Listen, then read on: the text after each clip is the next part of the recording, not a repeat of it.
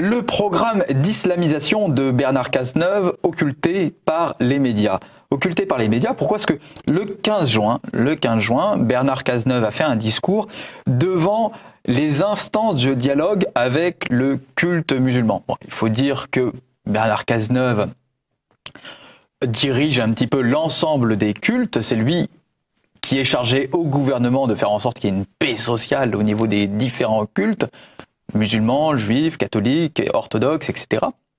Et alors il a fait un discours qui vous a pas vraiment plu, Jean-Yves? Oh, bah, c'est pas tant que le discours ne m'a pas plu, c'est que il est tout à fait hallucinant.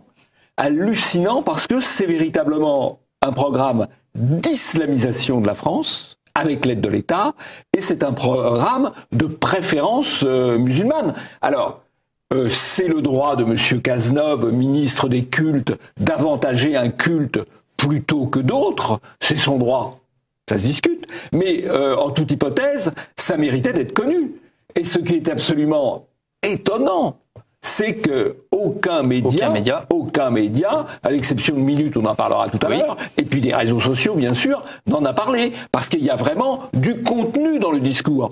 Il arrive très souvent que les ministres parlent pour ne rien dire, et quand ils parlent pour ne rien dire, les médias en parlent. Là, Cazeneuve a parlé pour dire quelque chose, qu'on peut trouver bien, personnellement je trouve mal, mais il a parlé pour dire quelque chose et les médias n'en ont pas parlé. Alors regardons ça. Alors sur le fond justement, on a pris quelques citations, je vous laisserai les commenter juste après. Comme vous le savez, le gouvernement veille déjà à ce que 1000 mosquées fassent l'objet d'une protection par les forces de l'ordre et par les forces armées. Le gouvernement a décidé de consacrer 9 millions d'euros sur les 3 prochaines années au financement d'équipements de sécurité. Bon, en clair, la priorité du gouvernement, ou une des priorités du gouvernement dans la protection des cultes, à côté de la protection du culte juif, c'est la protection du culte musulman. Or, quels sont les lieux de culte les plus attaqués ou les plus vulnérables? C'est vrai que ce sont les synagogues, mais ce sont aussi les églises. Eh bien, la priorité du gouvernement, c'est la protection des lieux de culte musulmans. Tout ça coûte évidemment très cher.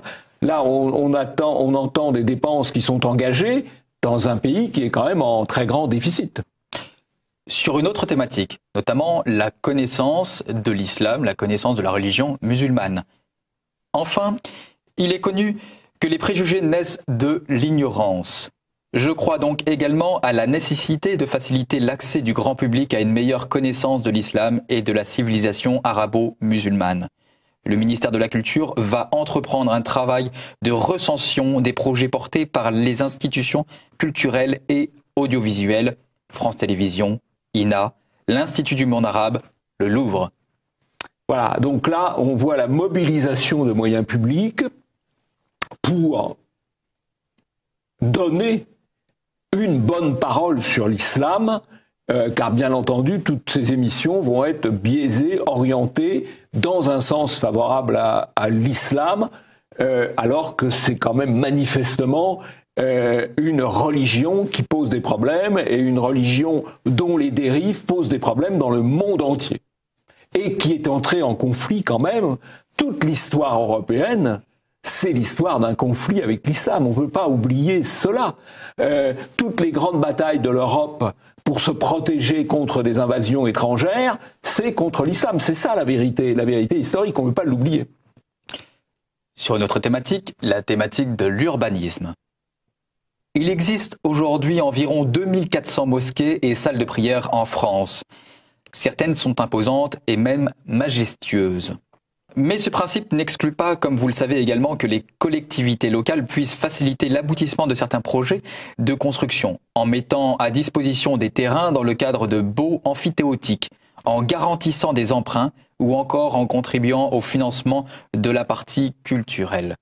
Et un petit peu plus loin, je n'accepterai jamais que des projets de construction de lieux de culte soient bloqués par des élus au mépris du droit ou en utilisant le droit de l'urbanisme comme un prétexte. Alors ça veut dire quoi? Ça veut dire deux choses. D'abord que les règles de la laïcité ne permettent pas le financement de lieux de culte. Et là, M. Cazeneuve, ministre de l'Intérieur des cultes, explique tous les détournements qu'on peut faire, en accordant des terrains gratuitement ou quasiment gratuits, dans le cas de bail emphytéotique, en subventionnant ou en apportant des emprunts, et en distinguant au sein des bâtiments la partie culte proprement dit d'une partie réputée culturelle, ce qui est d'une hypocrisie parfaite, pour pouvoir la financer. Donc il expose comment on détourne les règles de la laïcité pour financer la construction de mosquées. Et ensuite, quand certains maires veulent s'y opposer, en appliquant le code de l'urbanisme, eh bien, il dit qu'il ne faut pas l'utiliser comme un prétexte. Or, le code de l'urbanisme, il existe, il s'applique à tout un chacun.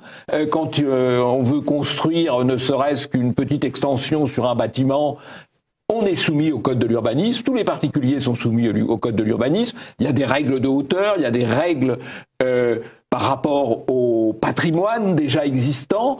Ce sont les architectes des bâtiments de France qui sont chargés de les protéger. Eh bien, tout cela, M. Cazeneuve ne veut pas en entendre parler, puisqu'il veut voir la France se couvrir de mosquées sans aucune difficulté possible.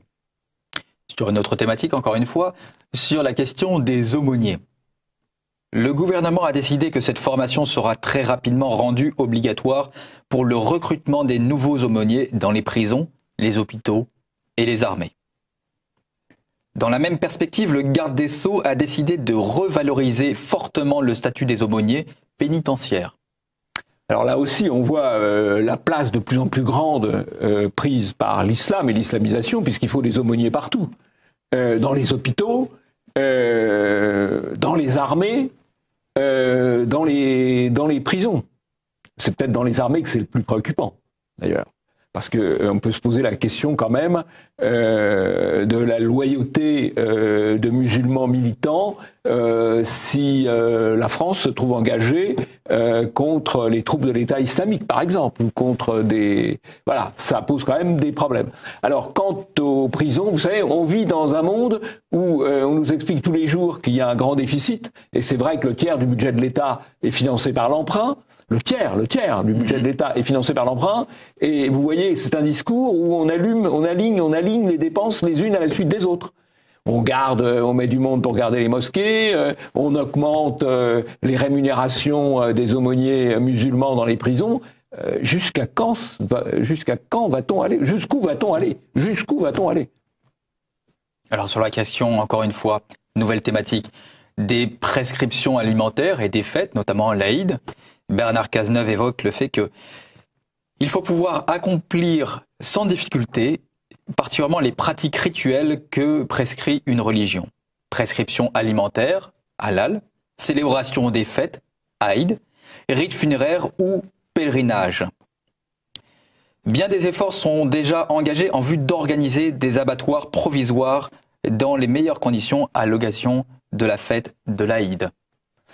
Alors, l'abattage halal est une horreur absolue. C'est une horreur absolue pour les animaux qu'on fait souffrir inutilement. C'est une horreur absolue du point de vue sanitaire.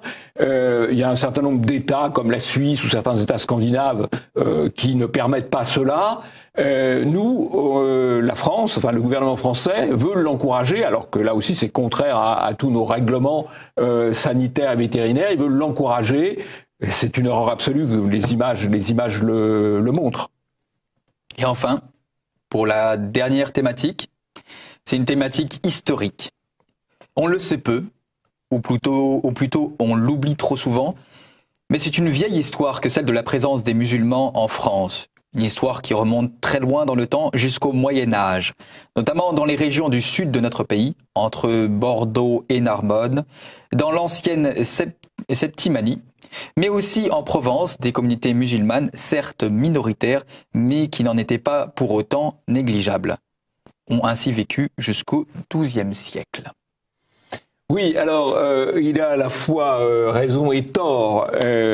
Quand il parle de communautés musulmanes, c'était en fait des bandes de pillards qui, perchés sur des pitons, partaient faire des razzias sur les populations alentours. Ça s'est passé aussi un peu plus tard dans le Var, à l'époque des barbaresques. Oui. C'est-à-dire que là, il justifie un processus d'occupation et d'invasion. Alors ça a beaucoup réagi, mais par contre, ces déclarations-là, Oui.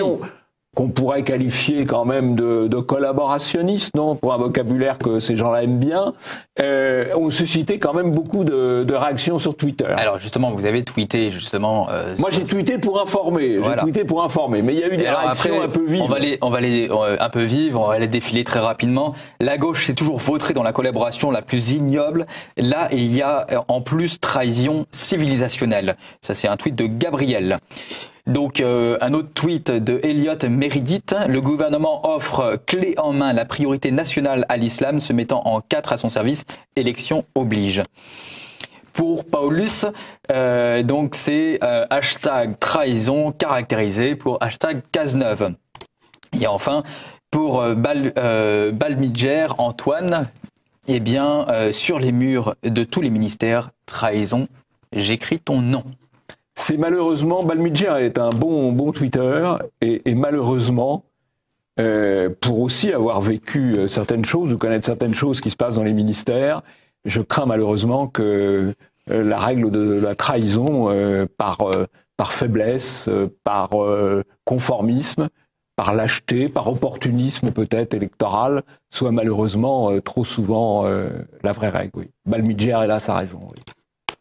Eh bien, passons au zapping d'immédiat. Peut-être un mot quand même sur Minute, puisque le seul journal qui en a parlé, alors Minute, c'est un journal qui est très mal vu, qui est, paraît-il, politiquement incorrect, mais c'est le seul journal qui a parlé de ce discours, il en a parlé. Oui, il s'est contenté d'ailleurs, il s'est contenté de le décrire. C'est-à-dire que c'est de l'information brute. C'est quand même assez extraordinaire que ce soit un journal qui soit parfois, que certains cherchent à déconsidérer, à occulter, qui donne une information, encore une fois, brute. Alors le discours de Cazeneuve, il se trouve facilement, hein.